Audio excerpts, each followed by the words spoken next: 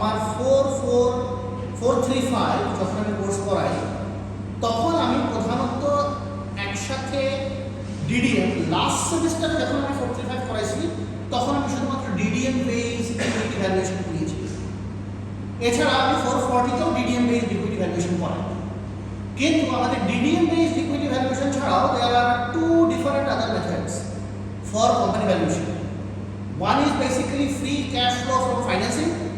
That is a PE method based valuation. Another one is free cash flow from equity. That is also based on a PE method based. Question answer.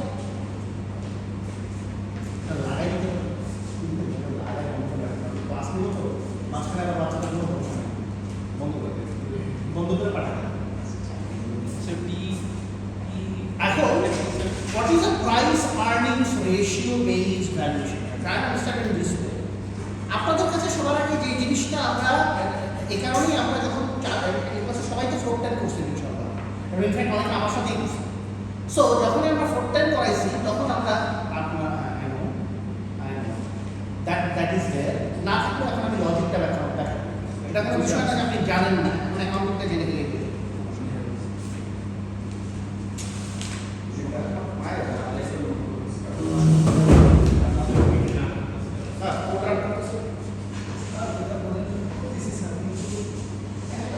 5টা করে তো শেষ হয় নাকি 3-4টা শেষ হয়? কয়টা বাজে শেষ করছিস? দিনে 20টা শেষ করতে পারলে তো আপনার কোনো কথা টাকা না। কি যে বলেন আপনি? হ্যাঁ আমি তো বলছি আমার নিজের কম্পিউটার দিকে 4-5টা মানে বড়টা না ধরেন দুইটা জিমেল করছি, এটা তো আমি ইচ্ছে করে দেওয়া হচ্ছে মানে দুইটা জিমেলেই দুইটা জিমেল বলছেন আমার নিজেরই 6টা আছে।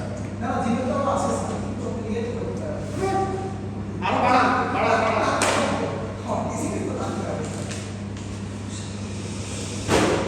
Sorry. Anyway, let's see. আমি আপনাদেরকে সবার আগে দেখাই what is EPS. EPS এর সিম্পল বিষয় হচ্ছে আপনার earnings divided by number of shares. Okay? Now try and understand this thing. You are knowing the word earnings as net income in a pretty easy sense. Okay? Now আপনার যদি এই earningsটা জানা থাকে আর আপনার কাছে যদি শুধুমাত্র নাম্বার অফ শেয়ারস এর ভ্যালুটাও দেওয়া থাকে, now what is the price earnings ratio? So try and understand this. Price earnings ratio is basically this thing, price of an asset divided by earnings of an asset.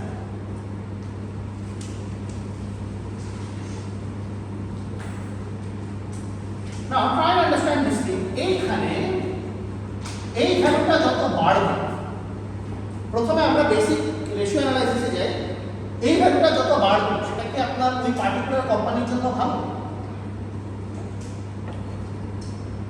আমি এটার answer 410 এ দিচ্ছি, 201 এ দিচ্ছি, 440 এ দিচ্ছি।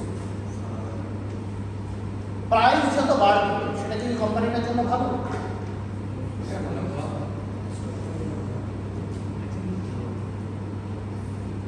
আমি চলে যাচ্ছি, আমি আর পড়াবো না। আপনার প্রাইস যত, এইটার ভ্যালু যত বাড়বে তার মানে আপনার আর্নিংস তত কম হচ্ছে বলে প্রাইস তত বাড়ছে। That doesn't exactly sound like a very good decision. আপনার প্রাইস আর্নিংস রেশিওর প্রথম টার্গেট হচ্ছে দুইটা। এক নম্বর টার্গেট হচ্ছে if it is less it's a good indication. তার মানে আপনার যত অ্যাসেট প্রাইস, অ্যাসেটের যত দাম আছে তার তুলনায় সেই পার্টিকুলার অ্যাসেট আর্নিংস করতেছে বেশি। এক। সেকেন্ড বিষয় হচ্ছে এটাকে আপনি তারপরে মেজার করতে পারবেন না, ইট has to B adjusted in terms of competing companies PE ratio. This is a important information. Let's consider I am talking about all the pharmaceutical companies of Bangladesh. Just as an example, ওই সবগুলো pharmaceutical company PE ratio যদি similar, মানে average PE ratio যে ভ্যালুটা আছে, কোনো একটা কোম্পানির PE রেশিও যদি সেটার তুলনায় বেশি হয়, একটা ফার্মাসিউটিক্যাল কোম্পানির PE রেশিও যদি বেশি হয়, মার্কেটের সাথে থেকে ভালো পারফর্ম করতেছে। So this the most important information is that it has to be judged by the company itself. আবার আমি রিপিট করতেছি, লেটস কনসিডার আমাদের বেক্সিমকো ফার্মা, বাংলাদেশের একটা ফার্মাসিউটিক্যাল কোম্পানি, বাংলাদেশের আরো অনেকগুলো ফার্মাসিউটিক্যাল রেকিট বেকিসের আছে, ওরিয়ন ফার্মা আছে, আমাদের রেনেটা আছে। ধরে নেন এই সবগুলো যতগুলো কোম্পানি আছে সেটা হচ্ছে ফার্মাসিউটিক্যাল যতগুলো আছে তাদের পি রেশিও হচ্ছে লেটস কনসিডার 33.5, আর বেক্সিমকো ফার্মার পি রেশিও হচ্ছে let's consider at the moment এখন কিছু দরের বাবা নাই, ধরে নিই দিস ইজ 41.5। এখন আপনি যেটা বলবেন if in reality says Bexico Pharma a good company? No, because it has the price of asset or the earnings is basically less in comparison to the price of asset. So আপনাকে সবার আগে যে জিনিসটা বুঝতে হবে সেটা হচ্ছে এটা যত উপরের দিকে যাবে এটা ততটা খারাপ একটা কন্ডিশন, এবং এটাকে মেজার করার দুইটা জিনিস, একটা হচ্ছে আপনার ইন্ডাস্ট্রি অ্যাভারেজ জানতে হবে, সেকেন্ড হচ্ছে ভ্যালুয়েশন। যখন আপনার ইন্ডাস্ট্রি অ্যাভারেজের থেকে value com, that means that the company is performing better than the average other companies in the market. ঠিক আছে?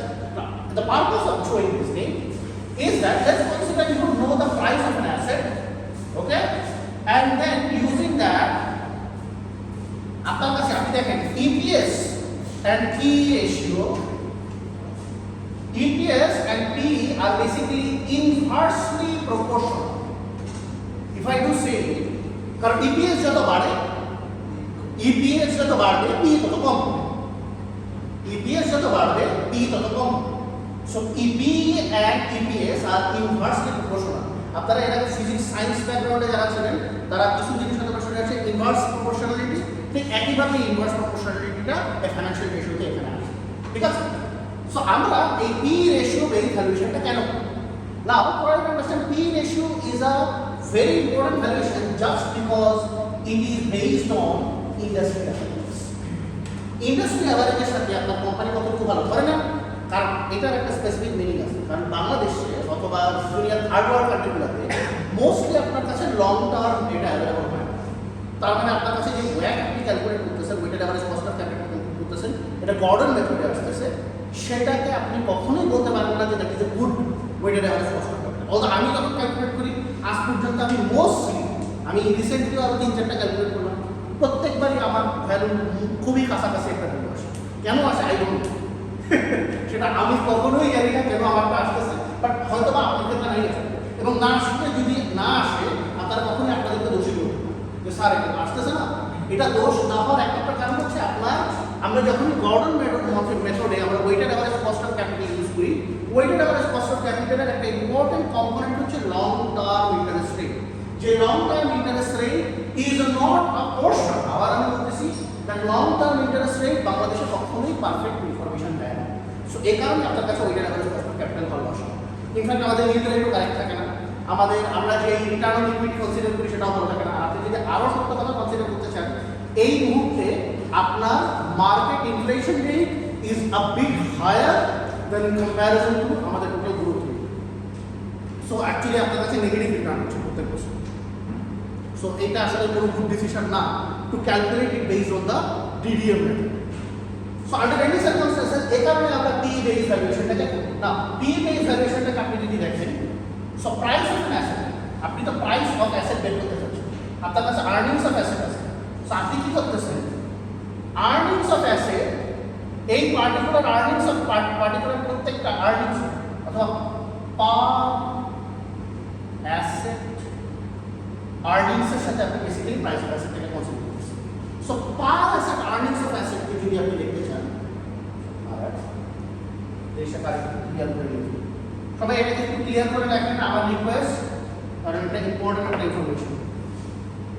পার asset earnings. So if you have each asset's earnings and if you have the number of shares, if you do that, if you multiply that with, তাহলে কিন্তু আপনি price of asset বের করতে পারবেন।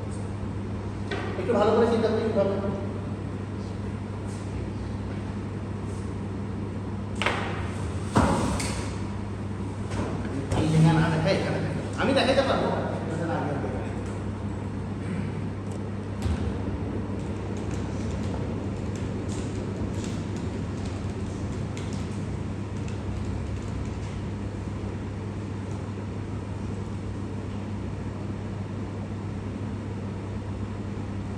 এই জায়গার মেথডটাকে ভালো করে দেখেন। The P ratio is calculated by dividing the current stock price of the by the company's earnings. আবার দেখেন, current stock price by the company's earnings, the information that I just provided. A high P ratio, these are our interpretation. I mean, such as investors are paying a premium for each dollar short, potentially due to high growth expectation. Low P ratio might indicate that the stock is undervalued.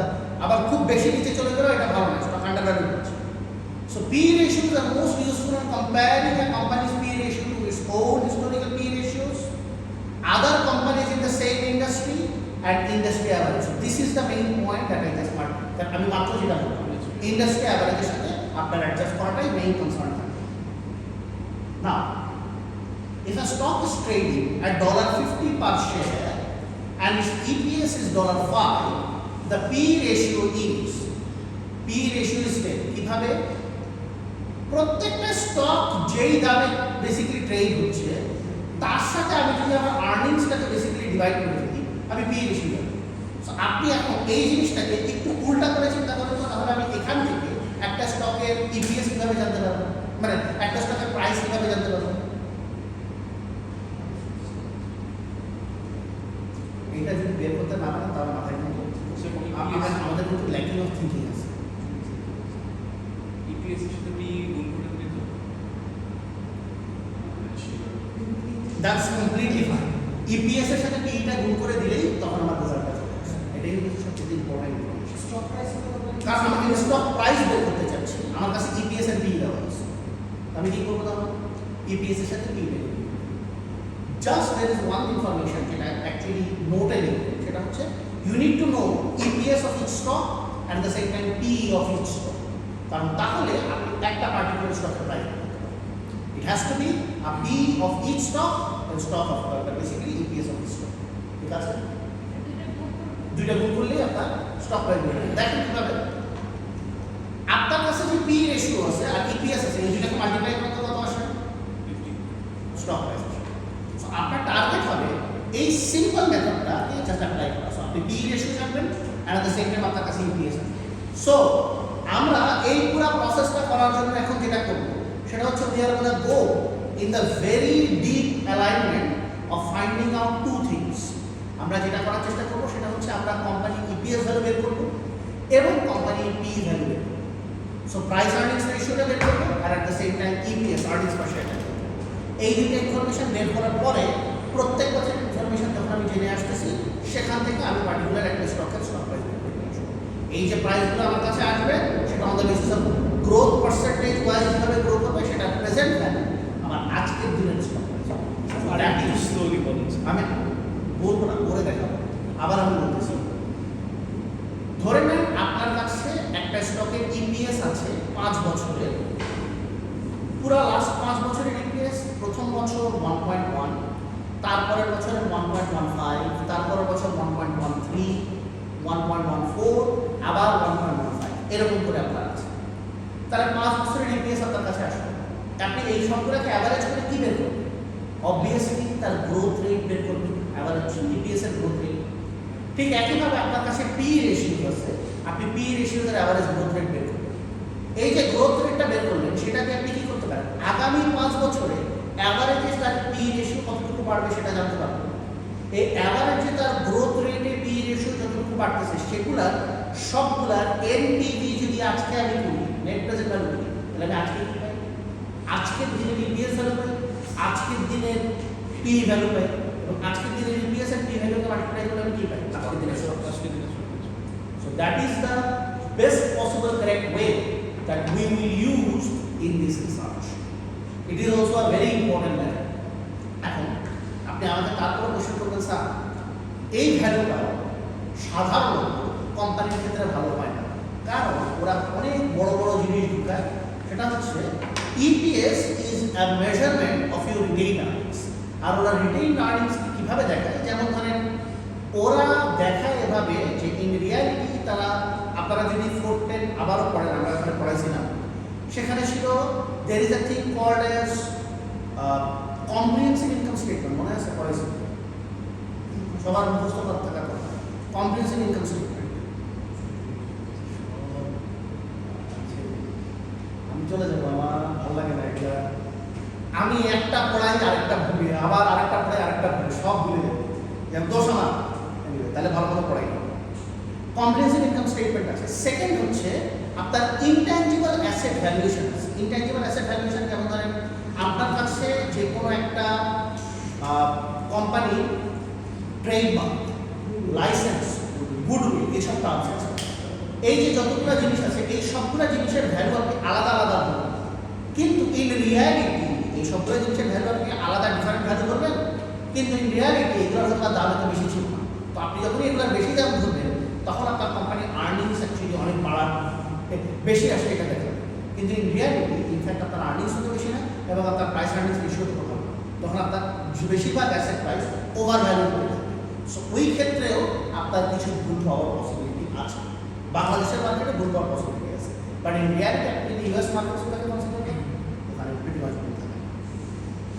আমরা ওখানকার একটা অ্যাসেটকেও basically এরকম করে calculate করে দেখার চেষ্টা করবো, in C ভুল আসে ঘটনা, কিন্তু আমাদের এখানে উইল ফাইন্ড সাম মিস্টেকস। এটা নিয়ে কথা বলে লাভ নাই।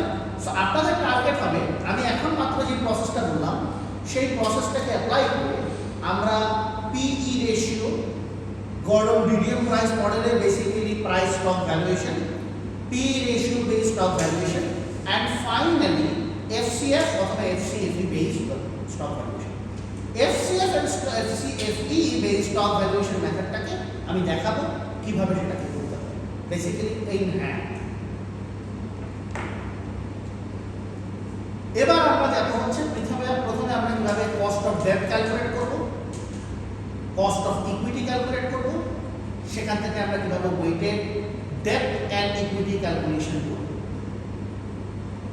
জেনারেলি বাংলাদেশ মার্কেটের জন্য যদি আপনি বলতে চান, আমরা বাংলাদেশ মার্কেটে প্রেফার্ড স্টক যদিও কিনি, but preferred stock and common stock conversion ratio is basically same. US মার্কেটে না, but in Bangladesh market preferred stock and common stock conversion ratio is pretty much same. কারণ ইউএস মার্কেটে ওরা অনেক প্রেফার্ড স্টককে কনভার্ট করে ইউজিং ডেট, বাংলাদেশে সেটা করার কোনো অপরচুনিটি নাই। সো প্রিটি মাচ সেম থাকে একটা কনভার্সন রেশিও। সো আপনার এই কারণে আপনার প্রেফার্ড স্টককে আলাদা করে এখানে দেখানোর খুব একটা প্রয়োজন পড়ে না। ইকুইটিতে you can generally get all the values, it is straightforward, that's one. So এখান থেকে যখনই আপনি আসবেন weighted average cost of capital বের হয়ে আসবে, তখন আপনাকে কয়েকটা স্পেসিফিক অ্যাজাম্পশন করতে হবে। This is a part which we do not like.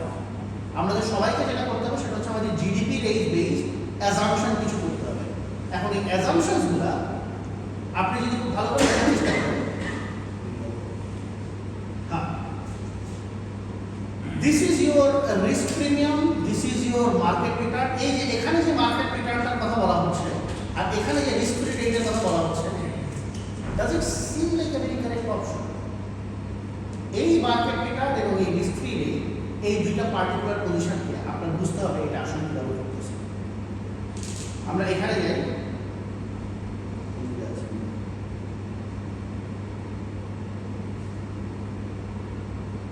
আমার কাছে সমস্যাটা আমার কাছে লাগতেছে, দুইটা জিনিস মিলছে, একটা জিনিস মিলে নেই, এইটা মিলে নেই, এটা মিলছে, এটাও মিলছে। আবার বলেন তো বেটা যদি ভালো না থাকে তাহলে প্রবলেমটা কোথায়? এখানে আপনি যে ভ্যালুটা পাবেন ওইটার অ্যাভারেজ কস্ট অফ ক্যাপিটাল, সেই ভ্যালুটা খুব একটা ওয়েল স্যাটিসফ্যাক্টরি হবে। It's not exactly the best possible weighted average cost of capital value, as because the betas is basically not highly significant. ঠিক আছে, আমরা এটাও দেখাবো কিভাবে আসছে। সো আমরা এই সবগুলো জিনিসকে কনসিডার করে, আচ্ছা আজ পরে লোক আসো না ক্লাসে কি কারণ, কোন রহস্য? সো আমরা যদি দেখি আমাদের ডিডিএম মডেল বেস ভ্যালুয়েশন যেটা আছে, this is our DDM value base valuation. না, আমরা ডিডিএম ভ্যালু বেস ভ্যালুয়েশনটাকে প্রধানত এখন দেখার চেষ্টা করব। এরপরে আমরা চলে যাব হচ্ছে দিস ইজ দ্য এফসিএফএফ মডেল।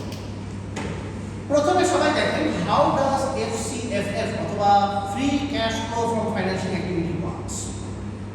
আপনি একটা আমরা ওয়ার্ক পার্সেন্টেজ ক্যালকুলেট করা শিখব, আমরা আমাদের গ্রোথ রেট পার্সেন্টেজ জানবো, আমাদের পারপেচুয়াল গ্রোথ রেট জানবো এবং আমাদের ইন্ডাস্ট্রি পিই রেশিও জানতে পারবো। When we do that, সবাই এখানে দেখেন, then we are going to go through the fact is a forecasted FCFF value. Again, I am repeat করতেছি, forecasted FCFF value. So what is the forecasted FCFF value? 2022 এ আপনার কাছে forecasted FCFF ছিল 4,83,552 টাকা, and I don't know how it became double.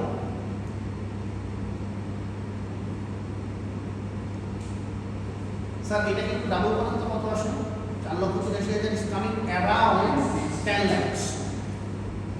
তার মানে হচ্ছে যদি আপনি around 10 lakhs যদি তার আসে 9,66,000 আসে, 9,67,000 এর কাছাকাছি আসে। সো আপনি তাহলে কনসিডার করে নিচ্ছে আপনার বেশিরভাগ cash flow, forecasted cash flow pretty much double earning করতেছে পরের বছর। আমরা এই ধরনের কোনো ধরনের অ্যাজাম্পশনে যাব না। আমরা যেটা করব, আমরা রিয়েল এই FCFF ভ্যালুটাকে একটা পার্টিকুলার পার্সেন্টেজ অথবা ওয়েটেড অ্যাভারেজ কস্ট অফ পার্সেন্টেজের ভ্যালুতে বাড়াবো। আপনার ওয়েটেড অ্যাভারেজ কস্ট অফ পার্সেন্টেজে যদি সে বাড়তে থাকে তাহলে তো অবভিয়াসলি একটা প্রেজেন্ট ভ্যালু আসবে, এবং যে প্রেজেন্ট ভ্যালুটাকে ক্যারি করে আপনি আপনার একটা ইন্ট্রিনসিক ভ্যালু দেখার চেষ্টা করবেন। না, try to understand this thing. এই জায়গাটাকে যদি দেখেন, আমরা এই মেথডটাকে এখন এক্সেলে প্র্যাকটিস করব। সো লেটস সি আমরা এই মেথডটাকে এক্সেল আমাদের মতো করে যদি করি তাহলে কি ঘটনাটা হবে। আমরা প্রথমে FCF এর ভ্যালু দিয়ে দেখাচ্ছি। W arrow দেন স্যার। হ্যাঁ, W right arrow দেন। আমরা এখন সবগুলোই করব। এখানে মেথডটা ইউজ করব। প্রথমে আমি FCF এর দেখাই, তারপর আমি FCFE, ঠিক আছে? FCFE is much better, but এটা ভ্যালু একটু হায়ার আসছে, সমস্যা নাই। Let's see.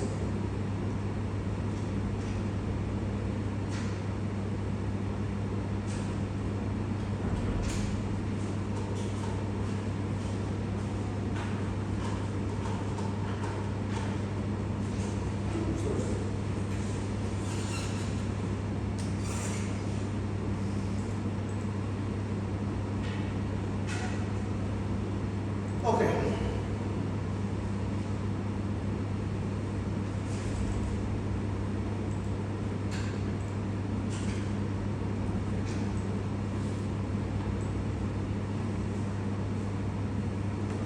Sir, Windows arrow.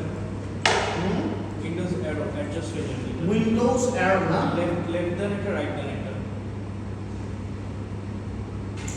অনেক দিন অ্যাডজাস্ট হয়েছে। আপনাদের মতো স্মার্টফোন আপনারা এখানে click করেন, then Windows arrow স্মার্ট দেখছেন, আমি শিখলাম। এটা তো আরো 2 সেকেন্ড আগে বলছি। কি করবো বলো, শিখতেছে। এই যে আমার চেয়ে স্মার্ট হতে আছে, আমি এখানে এক্সেল তৈরি করতে আসছি। I don't mind. না, এটা তো আমার বিষয় না, বিষয়টা হচ্ছে যে লেটস সি, শিখলাম, দোষের কিছু না। আইদার আমরা এখানে দেখার চেষ্টা করি, আমরা এই ভ্যালুটাকে নিয়ে কিন্তু আমরা আমাদের এখানে weighted average cost of capital wise তাকে দেখার চেষ্টা করি, ঠিক আছে? সো এখানে হচ্ছে আমার 2022 এবং আমি পাচ্ছি যাচ্ছে হচ্ছে পরের 5 বছর 2023, ঠিক আছে? 2028 পর্যন্ত, লেটস কিপ ইট দেয়ার। এবং আমাদের প্রথম ভ্যালু আসছে 483,552, ঠিক আছে? এবং আমি এখানে মেনশন করার চেষ্টা করব আমি কোন ভ্যালুটাকে ইউজ করব। Try to understand, this is an important information. For weighted average cost of capital, again I am repeating, for weighted average cost of capital, you can only use the free cash flow from financing activity information. For free cash flow from equity, you are going to use cost of equity percentage. Do not consider cost of equity percentage for free cash flow from financing. কারণ যখনই আপনি financing অ্যাক্টিভিটির ভিতরে আসতেছেন, financing activity would carry out with debt, henceforth interest rate, henceforth cost of debt would be added into it. That's why weighted average cost of capital is a total amount in percentage. Because আমরা এখানে দেখি 0.1253, এরপরে growth rate আছে, দেখা চেষ্টা করি এখানে ভ্যালুটা কোথায়। So this is one of the value. দেন আমি এখানে যেটা করবো সেটা হচ্ছে এত কষ্ট করার কি দরকার, জিনিসটাকে সোজা রাখা, 1 2 দিয়ে কাজ করতে বলে তো আমি 1 2 কেন দিচ্ছি, যাতে আমি একসাথে আপনার এই ভ্যালুগুলোকে পরবর্তীতে কনসিডার করতে পারি। নেক্সট আমি আরো একটা জিনিস দিয়ে দিতেছি, সেটা হচ্ছে আমার গ্রোথ রেট। এইটা গ্রোথ রেট আবার ঠিক আছে, কারণ গ্রোথ রেট তো বাড়ে নাই, রেটটা তো একটা বেশি বাড়ে নাই, কিন্তু এই ভ্যালুটা কোথা থেকে আসছে, এটা কোনো একটা জায়গা থেকে তারা নিয়ে আসছে, কারণ এটা ফোরকাস্টেড এফসিএফএফ এইটা আগের বছরের হওয়ার পরে পরের বছরের এইটা হওয়া কোনোভাবেই পসিবল, ঠিক আছে? That's just not possible at all. Either value দেখা যাচ্ছে আমাদের এখানে কত আসতেছে, আমাদের perpetual growth rate. Perpetual growth rate, আমরা পারপেচুয়াল গ্রোথ রেটকে কেন ইউজ করি, সবাই একটু আমাকে ইনফরমেশন দেন। পারপেচুয়াল গ্রোথ রেটকে সাধারণত ইনক্লুড করা হয় এই জন্য, কারণ আমরা যখনই কোনো particular weighted average cost of capital পাই, আপনার perpetual growth rate is suppose to be something that is till 5 years you can assume, or till a close number of periods you can assume what kind of growth rate would be there, but after that you may not be able to think what kind of growth rate will persist. যদি সেই ঘটনাটাই থাকে তাহলে আপনার perpetual growth rate যেটা হবে সেটা হবে generally there is a rule of thumb is that আপনার weighted average cost of capital যা আসছে তার half, and in some other situations it becomes 1/3 as well, ঠিক আছে? আমরা জেনারেল পারপেচুয়াল গ্রোথ রেটটাকে এটা হাফ কনসিডার করে নিয়ে আসি, 6.5 আপনার এখানে যে পার্সেন্টেজটা আছে আমি সেই পার্সেন্টেজটাকে বলে দিতে পারবো।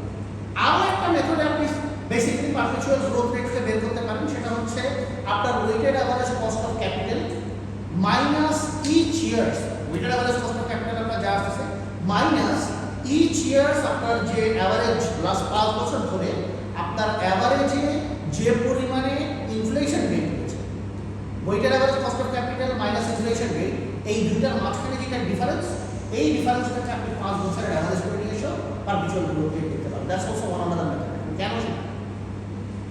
আপনি ইনফ্লেশন রেট হচ্ছে এমন একটা রেট, সেটা হচ্ছে আপনার মানি ভ্যালু লস, আর weighted average cost of capital হচ্ছে আপনার মিনিমাম অ্যামাউন্ট অফ বিজনেস থেকে ইনকাম। সো যতটুকু বিজনেস থেকে আপনি আর্ন করতেছেন আর যতটুকু আপনার মানি ভ্যালু লস পার্সেন্টেজ আছে, এইটা দুইটার মাঝখানে যতটুকু ডিফারেন্স আছে that is each years perpetual growth. ওই পারপেচুয়াল গ্রোথটাকে যদি আপনি কনসিডার করেন, তার অ্যাভারেজ ভ্যালুটাও আপনার জন্য একটা স্পেসিফিক পারপেচুয়াল গ্রোথ রেট থাকে। So that's also one other method. হ্যাঁ, আপনি বেসিক্যালি ব্যাক থেকে ইনফ্লেশন রেটটাকে ডিফাইন করে আপনি আপনার টোটাল ভ্যালুটাকে বের করে দিতে পারেন। That's one other method. দেখছেন, এইগুলা কিন্তু আমি পারি, এক্সেল না পারি। লেটস সি, এখানে আমরা ধরলাম this is multiplied by 1 plus আমাদের এখানে যে 1%টা দেওয়া আছে, এটাকে আমি এখন ফিক্স করি। ফিক্স করার জন্য এটার উপর আপনি F4 ক্লিক করবেন, তারপরে আপনি যাবেন টু দ্য পাওয়ার অফ এই যে এখানে আপনার যে ভ্যালুটা আছে, টু দ্য পাওয়ার ভ্যালুটা আছে, সেটাকে আপনি বেসিক্যালি করবেন। এবং আমরা B3 কেও ফিক্স করে ফেলবো, কারণ সেটার উপরে বেস করে আমরা করছি, ঠিক আছে? Let it proceed. Now, all these values are basically there. আমি 2028 এ আসছি এবং 2028 এ আসার পরে আমার 2028 এর ভ্যালুটা যেটা আছে, এই ভ্যালুটা হয়তো আপনার এভাবে বাড়বে না। রিমেম্বার দ্যাট আমি এই ভ্যালুটাকে আমার চেঞ্জ করতে হবে। এখন কেন চেঞ্জ করতে হবে? ট্রাই অ্যান্ড আন্ডারস্ট্যান্ড, আপনি 5 বছরের ভ্যালু পর্যন্ত you can consider the same weighted average cost of capital growth rate, কিন্তু 2028 এ যখন আপনি আসতেছেন তখন আপনি আর 6 ইয়ারে গিয়ে সে আগের weighted average cost of capital growth রেটকে ধরতে পারেন না। তখন আপনাকে কনসিডার করতে হবে 6 ইয়ার onwards you would actually have to consider the perpetual growth. So this value would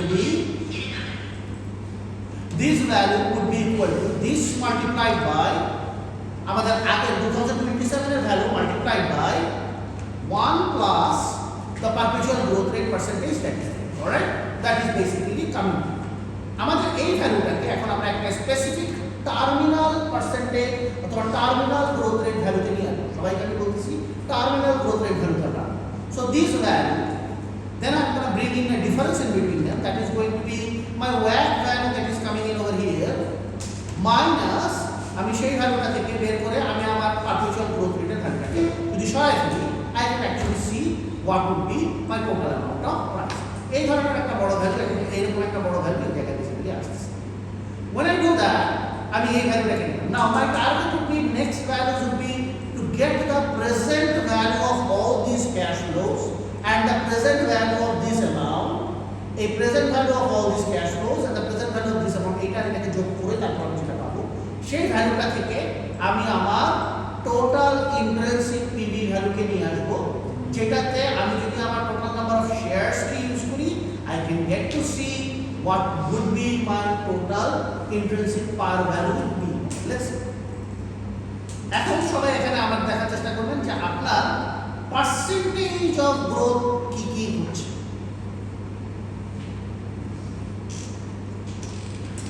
আপনার percentage of growth rate basically আপনার ওয়াক ভ্যালু ওয়াইজ দেখা যাচ্ছে। So everybody try and watch it in this way. আমি এখানে walk value দিয়ে দিলাম, কিন্তু ইন জেনারেল সেন্স আপনি কিন্তু ওয়াক ভ্যালু দিয়ে কাজ করতে পারেন না, বুঝাই না।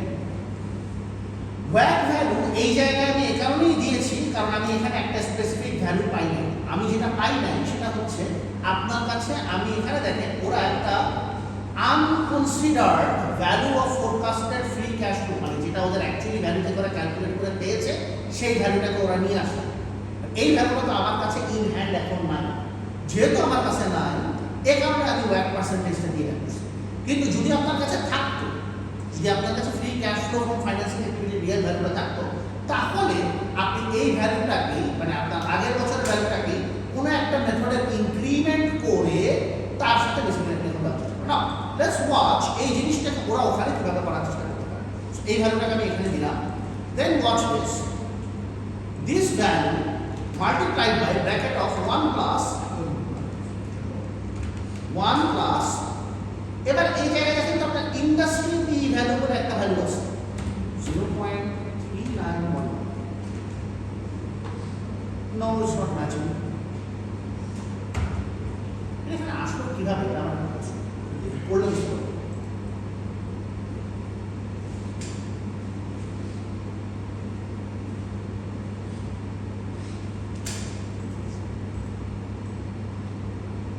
ওরা এই ভ্যালু বলছে নেট প্রফিট ভ্যালু দিয়ে কাজ করছে। বলো তো নেট প্রফিট ভ্যালুটা কোথা থেকে আসছে?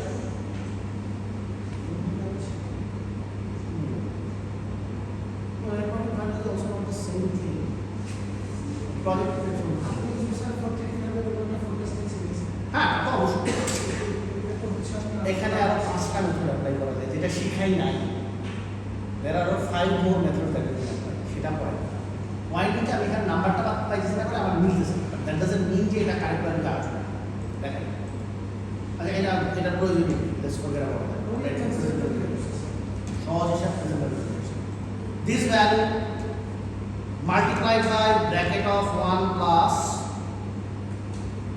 the weighted average cost of capital, এটা প্রত্যেকটা প্রেজেন্ট ভ্যালুতে আমি আসলে শুরু টু দা পাওয়ার এখন দেব মাইনাস এখানে যে ভ্যালু আছে। সো আপনার এখানে যে ভ্যালুটা আসতেছে এই ভ্যালুটাকে আমি ধরতেছি, আমি এখানে আমার total weighted average cost of ক্যাপিটালকে পার্মানেন্ট করে নিচ্ছি এবং নিয়ে এসে দেখেন আমি কোন কোন ভ্যালুতে বেসিক্যালি যাওয়া শুরু করব। সো এই প্রথমে 4টা দিলাম, তারপর আমি যেটা করবো সেটা হচ্ছে এবার আমি এই ভ্যালুটাকে নিব প্লাস আমি এই ভ্যালুটাকে নিব। ঠিক আছে, আমি দুইটা ভ্যালুকে কেন নিচ্ছি? কারণ এই দুইটা ভ্যালু আমাদের মেথড অফ ইকুইটি ভ্যালুয়েশনের জন্য যেভাবে আসতেছিল সেভাবে তারা আসতেছে। To the power multiplied by bracket of 1 plus আমার কাছে weighted average cost of capital আসছে ব্র্যাকেট ক্লোজ। এই জিনিসটাকে করার পরে আমি কি করব? To the power bracket of minus উপরের এই যে পাওয়ারটা আছে সেটাকে রাখতে হবে। So this is the value. এখন সবগুলোকে আপনি সাম করেন কত আসে?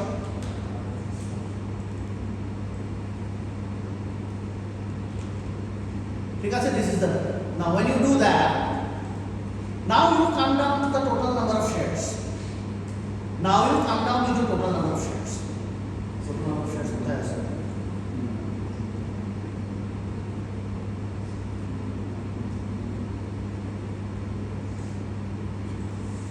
আচ্ছা আমরা এখানে টোটাল নাম্বার অফ শেয়ারস দিয়ে করব। কত আছে? 12,046.27।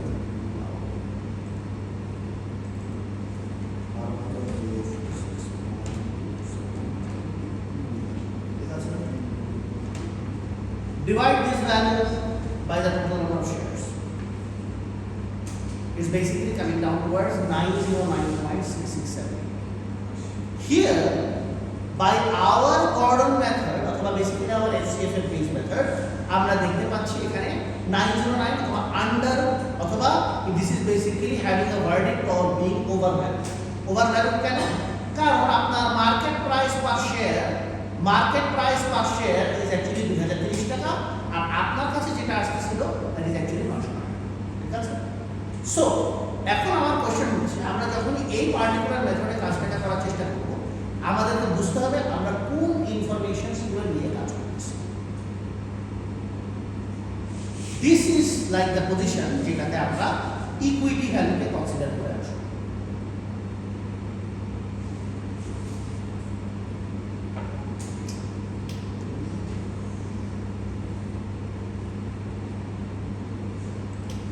এবার আমরা এই যে মাত্র ভ্যালুয়েশনটা করলাম না, এই ভ্যালুয়েশনটা করার পরে আমাদের এইটা কি ইনফরমেশন দিচ্ছে, আমাদেরকে ইনফরমেশন দিচ্ছে ওভার ভ্যালুয়েশন। এবার সবাই এখানে চলে আসে, what is the formula of FCFF and what is the formula for FCF?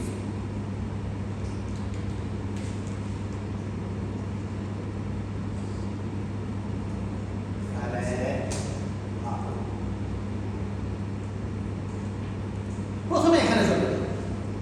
Now this is a very important information and this information is needed basically আমাদের balance sheet and income statement এই দুটো position থেকে আমার কাছে এই ইনফরমেশনগুলো আসে। First of all, you can actually try and see EBIT minus tax rate. EBIT minus tax rate is obviously going to give you a fresh first suggestion for your FCFF value. Then you are going to add back your depreciation. এই জিনিসটার নাম কি হচ্ছে মনে আছে? Operating cash flow. Okay, that's the first thing. So operating cash minus capex, capital expenditures. It doesn't matter. Four.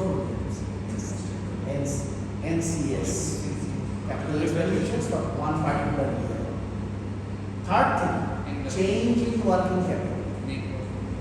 Basically, change in current asset minus current liability. মনে পড়েছে? This is the most important thing যেটাকে আপনারা CFF A cash flow from financial activities বলে থাকেন, সেটাকে আমরা এই জায়গায় অলরাইট। সো এটা সবার মাথায় আছে, এরকম কোনো কিছু নেই, এখানে জাস্ট ওই একই অঙ্কটাকে আরেকবার বুঝতে হবে। তবে সুবিধা হচ্ছে ওই অঙ্কটা ওখানে হাতে করতে হয়েছিল, এবার এক্সেলে বাহ হোয়াট আ গ্রেট নিউজ। আমি জানি আপনাদের কি কষ্ট হয়েছিল এটা করতে। এবার এই জায়গায় আসি,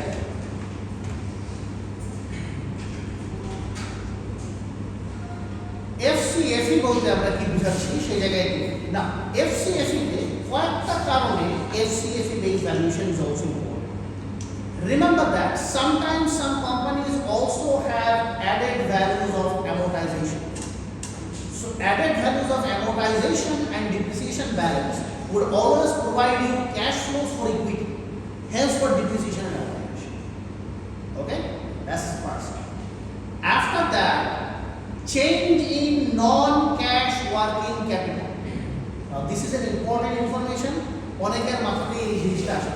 Non-cash working capital মানে inventories, supplies, accounts receivable, এইসব জায়গায় যে চেঞ্জটা হয় এটাকে non-cash working capital ছাড়া কনসিডার করা হয়। আর এটার সাথে আপনি অ্যাড করবেন হচ্ছে আপনি কত লোন নিচ্ছেন, that is going to B your free cash flow for. ঠিক আছে? সো আমরা এই change in non working capital মানে আমার FCFE ইনফরমেশনটা আমাদের জন্য একটু ডিফিকাল্ট হবে। সো আমরা এখন যেটা করব, let's everybody go to Lanka BD.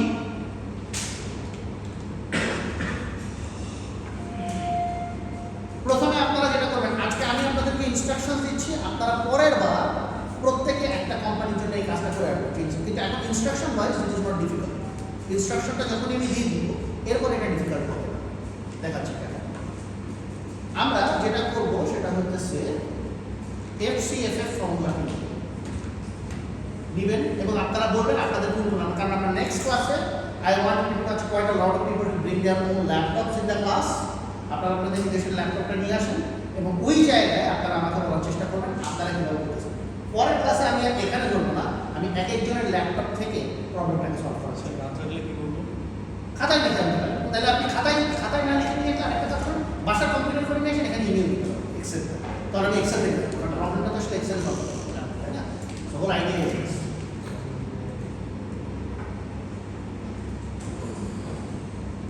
সবাই এখানে যাই। লেটস কনসিডার, আমি এখন সিম্পলি একটা কোম্পানিকে কনসিডার করব, ACI। অলরাইট, ACI এ গিয়ে I gonna go to financial statements, and financial statements এ গিয়ে আমি প্রথমেই হিট করব ইনকাম স্টেটমেন্ট। আমি লাস্ট টাইম দেখাই দিয়েছিলাম কিভাবে আপনার এই ডাটা সেটটাকে এক্সেলে কনভার্ট করতে হয়। আই হ্যাভ শোন ইট ইন দ্য ক্লাস। আপনি এখন যেটা করবেন, আপনাকে প্রথমে দেখতে হবে হোয়াট ইজ ইউর EBIT। ওকে, এখান থেকে আমি EBIT কিভাবে বের করব?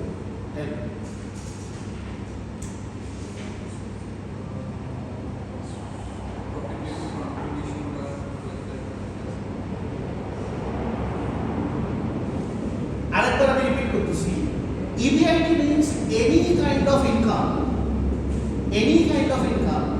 before paying off your two things, interest and taxes. Okay? Now এই পুরো জায়গাটার মধ্যে কোন জায়গাটাতে আপনি যদি ভালো করে এক্সপেক্ট করার চেষ্টা করেন যে আপনার ইনকাম অথবা ইন্টারেস্টকে আপনি বেসিক্যালি বাদ দিচ্ছেন না এবং আপনার ট্যাক্স আসতেছে এটার পরে, কোন জায়গাটা থেকে এটা আসতেছে?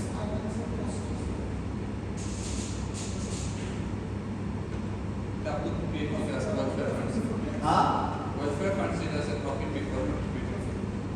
ওটা এখানে থাকতেছে ফাইন্যান্সিয়াল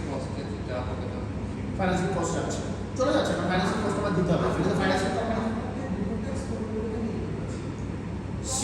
সোজা হিসাব দেখেন, net sales revenue, cost of goods sold বাদ হয়ে যাচ্ছে, কস্ট অফ গুডস সোল্ড চলে যাচ্ছে, অ্যাডমিনিস্ট্রেটিভ এক্সপেন্সেস বেড়ে যাচ্ছে, আদার ইনকাম যেটা আছে সেটা আবার অ্যাড ব্যাক হচ্ছে, প্রফিট অফ অপারেশনস এর আদার ইনকাম অ্যাড ব্যাক হবে, শেয়ার অফ অ্যাসোসিয়েট প্রফিট আর লস যেটা আছে সেটা বেসিক্যালি এখানে আবার অ্যাড ব্যাক হচ্ছে, শেয়ার অফ অ্যাসোসিয়েট প্রফিট এর মোস্টলি প্রফিটটাই এখানে ঢুকতেছে, যদি প্রফিট হয় সেটা আবার অ্যাড হচ্ছে, কিন্তু ফাইন্যান্স কস্ট যেটা আছে সেটা আবার বের হচ্ছে।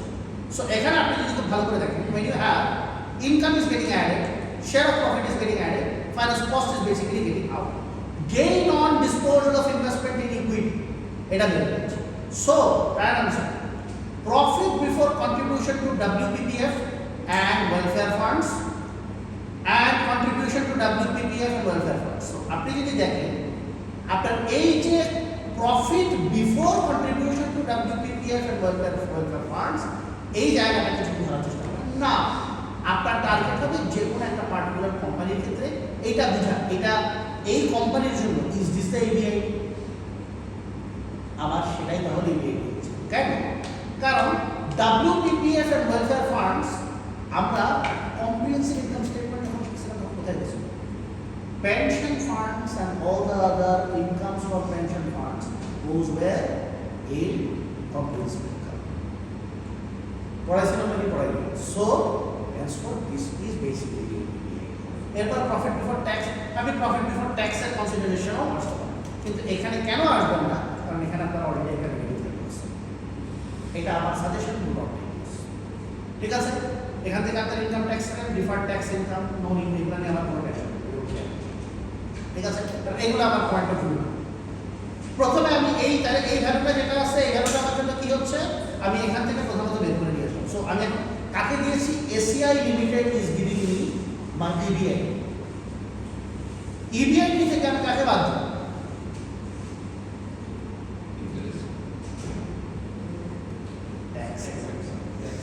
ট্যাক্স বাদ দিই, ঠিক আছে? এবার যখন আমি ট্যাক্স বাদ দিই EBIT থেকে, এখানে দেখেন একটা ইম্পর্টেন্ট ইনফরমেশন কিন্তু ওরা এখানে দেয়ই নেই, যেটা আমরা সাধারণত সবসময় ক্যালকুলেট করি একটা ইনকাম স্টেটমেন্ট থেকে, সেটা এখানে ওরা দেয়। এটা কোথায় পাবো? Depreciation value. ডিপ্রিসিয়েশন ভ্যালুটা পাওয়ার জন্য আমাকে যেতে হবে ব্যালেন্স শিট, এবং ব্যালেন্স শিটে যাওয়ার পরে you should be able to find out where your depreciation is. কোথাও না কোথাও তারা ডিপ্রিসিয়েশন শব্দটাকে ইউজ করে, ঠিক আছে? আপনি ডিপ্রিসিয়েশন শব্দটাকে এখন আগে করবেন, ঠিক আছে? Total non-current assets, these are all total current, these are all non-current assets, these are all your current assets. এটার মাঝখানে কোথাও না কোথাও ডিপ্রিসিয়েশন। ওকে, এখন ধরেন আপনার কাছে ডিপ্রিসিয়েশন এখানে নাই, তখন আপনি লেটস সে আমাদের কাছে ক্যাশ ফ্লোতে কোনো ইনফরমেশন ডিসপ্লে আসে, এই হলো প্রবলেম। এটার জন্য আপনাকে স্বাভাবিকভাবে যেটা করতে হবে একটু ধৈর্য ধরতে হবে, ঠিক আছে?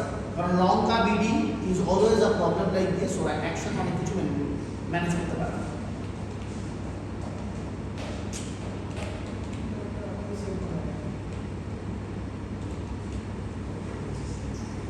আবার যাই এসিআই ক্লিক করবেন। এবার আপনি এখানে যান, আমরা ফাইন্যান্সিয়াল স্টেটমেন্টসগুলো দিয়েছি, এরপর আপনি ক্যাশ ফ্লো দেখেন। আপনার কাছে এই ক্যাশ ফ্লো স্টেটমেন্টে কোনো জায়গায় কোনো স্পেসিফিক ডিপ্রিসিয়েশনের কথা বলা আছে, কারণ আপনার কোশ্চেন থাকতে পারে যে স্যার ডিপ্রিসিয়েশন ব্যালেন্স শিটও দেয় নাই, ইনকাম স্টেটমেন্টও দেয় নাই, ক্যাশ ফ্লোতে তো থাকার কোনো তার সম্ভাবনা নেই। অ্যাকচুয়ালি ক্যাশ ফ্লোতে সম্ভাবনা আছে, বিকজ ডিপ্রিসিয়েশনকে আমরা ক্যাশ ফ্লোতে অ্যাড ব্যাক করি। যখন আমরা অ্যাড ব্যাক করি, as because we add them back into our cash flow, so there is a possibility of mentioning that one in the cash flow statement. এবং সবচেয়ে important বিষয় হচ্ছে আপনি সহজে পাচ্ছেন কিনা। when you do get that, আপনি এখানে আবার চেক করেন আপনার কাছে কোনো ডিপ্রিসিয়েশন আছে। দেখেন আপনি নিজে থেকে চেক করার চেষ্টা করবেন আপনার কাছে ডিপ্রিসিয়েশন ভ্যালুটা দেওয়া আছে না। If you don't get that, now you don't have any other option, go to financial reports.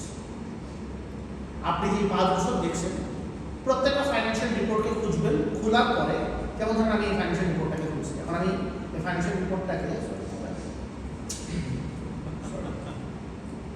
ওরা আমাকে টেস্ট করছে রিফ্রেশ দিলে না? না, আপনি চেষ্টা করতে আবার দেখি চেষ্টা করে দেখতে যখন আবার ঝামেলা হবে ওই ট্রাই। আমরা আবার ফাইন্যান্সিয়াল রিপোর্ট, এবার দেখেন এই ফাইন্যান্সিয়াল রিপোর্টে আপনার কাজ হবে, আপনার কাছে প্রত্যেক বছরের রেকর্ডটা আছে, হোয়াট ইউ গোনা ডু, আপনি এখানে ডাউনলোড করবেন। ডাউনলোড করার পরে দেয়ার ইজ অ্যান অপশন, আমি ডাউনলোড অপশনটাতে যখন যাব আপনার অনেক ধরনের নিচে তো স্যার। ধরেন আমি ডাউনলোড করি, এখানে আমি এখন যাবো, সরি ইয়া থেকে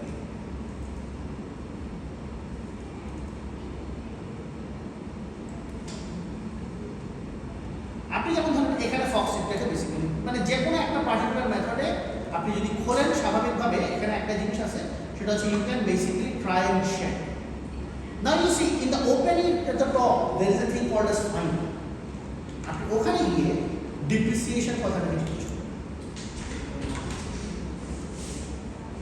এইটা তো এটা তো ওই রিপোর্টটা আছে আমরা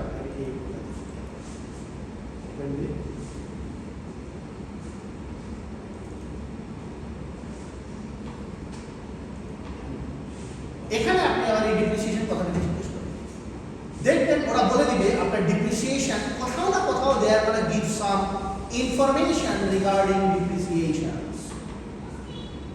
এখানে সো আপনি এমন কোনোভাবে নাই যে আপনার কাছে এখানে যে ইনফরমেশনগুলো আপনার এফসিএফএফ ক্যালকুলেট করার জন্য অথবা আমাদের সিএফএফ ক্যালকুলেট করার জন্য লাগতেছে তারা মিসিং যাবে, they will all be there. Okay, so আপনার কাছে সবগুলো ইনফরমেশন আপনি পাবেন। সো আপনি প্রধানত কি কি জিনিস পাচ্ছেন, ইবিআইটি পাইতেছেন, ট্যাক্সের ভ্যালু পাচ্ছেন অ্যান্ড ডিপ্রিসিয়েশন ভ্যালু পাচ্ছেন। ওকে, when you do that আপনার কাছে ডিপ্রিসিয়েশন ভ্যালু চলে আসার পরে নাও নেক্সট ইস্যু ইজ দিস, আমরা আবার চেষ্টা করব আমরা আমাদের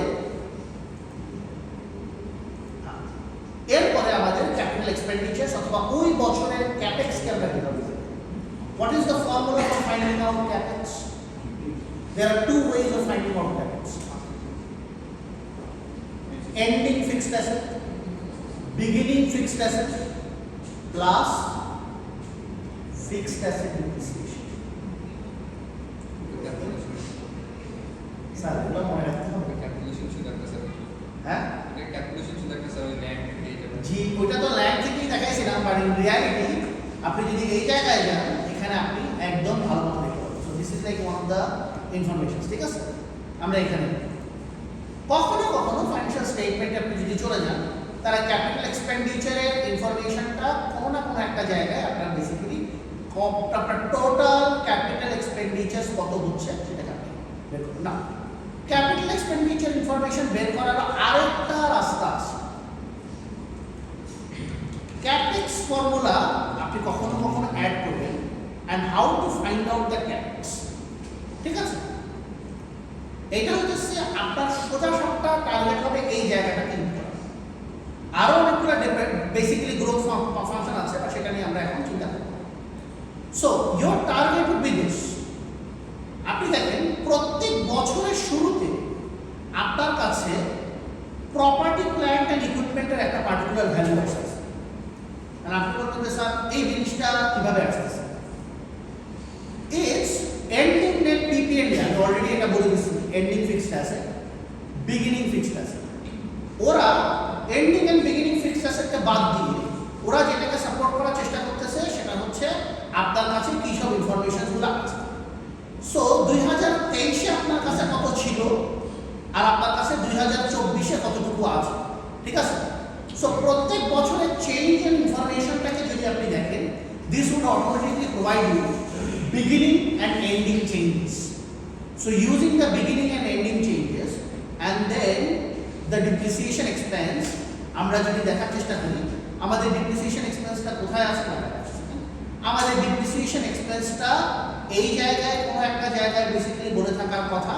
আর যদি আমরা নাও পাই, we already have shown আমরা এখান থেকে কিভাবে depreciation expense-কে বের করে নিয়ে আসতে পারবো। আপনি দেখেন এখান থেকে আপনার ডিপ্রিসিয়েশন এক্সপেন্স কিভাবে বের করা যেতে পারে, you should be able to figure that out.